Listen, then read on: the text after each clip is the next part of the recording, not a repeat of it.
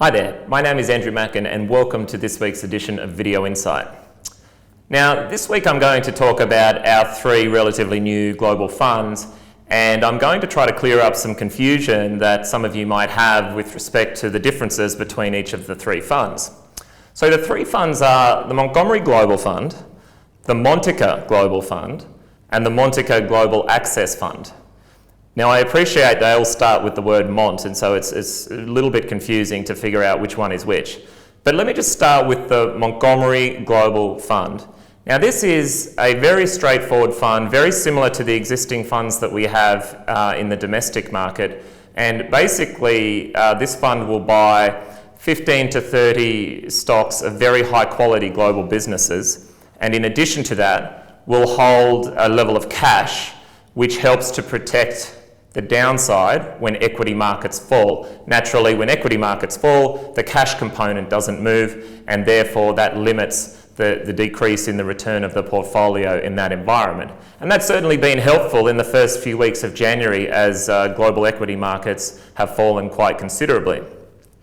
Now, the Montaka Global Fund is similar to the Montgomery Global Fund, except that in addition to holding the stocks of very high quality businesses and cash, it also holds what's known as a short portfolio of stocks of deteriorating businesses. Now, this short portfolio will actually profit from declines in markets and declines in share prices.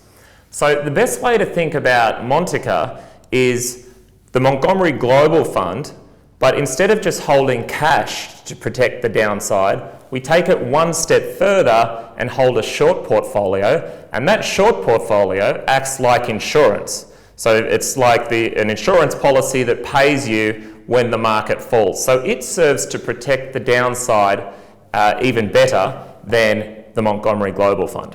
So that's the Montaka Global Fund.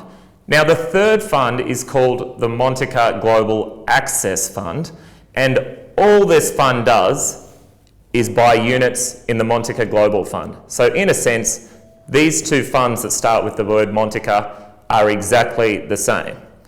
Now, the obvious question is, if they're exactly the same, why do you have two different funds? Well, it's pretty simple actually. The first fund that we talked about with respect to Montaka, the Montaka Global Fund, that was originally and still is only available to wholesale investors with a minimum investment of $1 million. After we launched that fund, we received so much demand from investors who could only invest, say, $100,000 or even as low as $50,000. Why couldn't we get access to this product as well?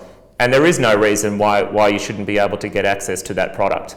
So we created the Montaka Global Access Fund, which has a minimum investment of $50,000. And all that fund does is invest directly into the Montaka Global Fund, so it is exactly the same, and the returns will be substantially the same as the Montaka Global Fund. So I hope that helps you in some way.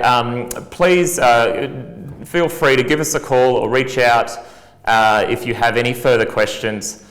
We understand with so many different funds all starting with the same, first four letters, it is a bit confusing. Hopefully this helps to alleviate some of those questions. Okay, see you next week.